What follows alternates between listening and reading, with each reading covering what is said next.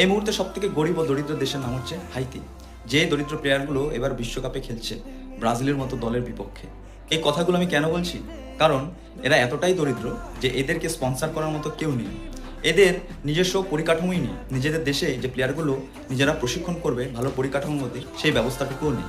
Sponsorship বলতে Colombia, Dominican Republic এবং আরও অনেক ক্যারিবিয়ান রাষ্ট্রগুলো একসাথে হয়ে ফান্ড তৈরি করেছে এবং তাদেরকে বিশ্বকাপে যেতে সাহায্য করেছে, স্পন্সর করেছে। আসলে ক্যারিবিয়ান দ্বীপের রাষ্ট্রগুলো মূলত দরিদ্রই হয়। সাধারণত আর্থিক ইনকামটা হয়ে থাকে আমেরিকান ট্যুরিস্টদের জন্যই।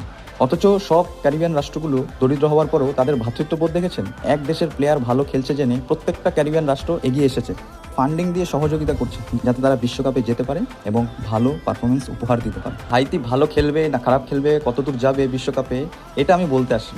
আমার বলার কারণ এটাই, এই জগতে যত ভালো কিছু ঘটছে তা তুলে ধরা আমাদের অবশ্যই কর্তব্য। এবং হাইতির মতো দেশ যারা এত দরিদ্র হয়ে এই জায়গাটা অ্যাচিভমেন্ট করেছে, সেটা অবশ্যই অ্যাপ্রিসিয়েট।